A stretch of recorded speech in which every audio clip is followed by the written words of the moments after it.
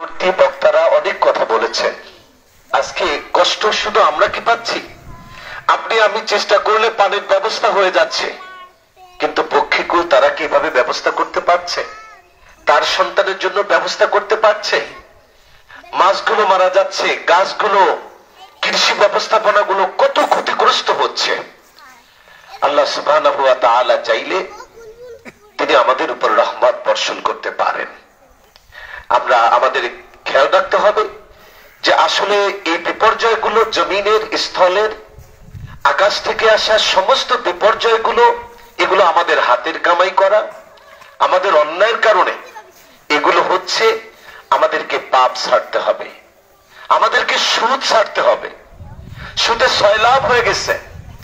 এই রহমত উঠে যাওয়ার পিছনে অন্যতম বড় একটি কারণ হলো সমাজে সুদ ব্যবস্থাপনা। আজকে সুদের কারণে সমাজে প্রত্যেকটি ডোর টু ডোর চলে গেছে আজকে সুদের এই মহামারী। আমাদের সে থেকে পরিত্রাণের জন্য এগুলো থেকে দূরে আসতে হবে, তাহলে আল্লাহর রহমত আমাদের মাঝে চলে আসবে। আমরা ইস্তেগফার পড়ে, অনেক আলেম ওলামা আছেন এখানে, সামনের সারিতে অনেক আলেম ওলামা, অনেক মুরব্বীরা আছেন, ছোট নিষ্পাপ বাচ্চারা আছে। আমাদের মূলত আজকে আমরা আল্লাহর কাছে চোখের পানি ছেড়ে দিয়ে আমরা আল্লাহর কাছে মাপ চাইব।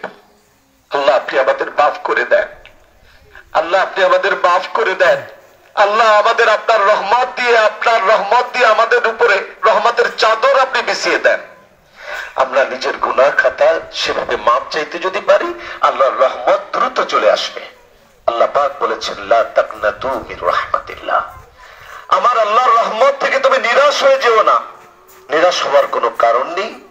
বৃষ্টি আল্লাহ কখন দিবেন আমরা জানি না। আমরা সুন্নাহ আদায় করতে এসেছি, আল্লাহর রহমত আমরা চাইব। হাজিরিন, আমরা সালাত এখনই আদায় করব ইনশাআল্লাহ। সালাতের পরে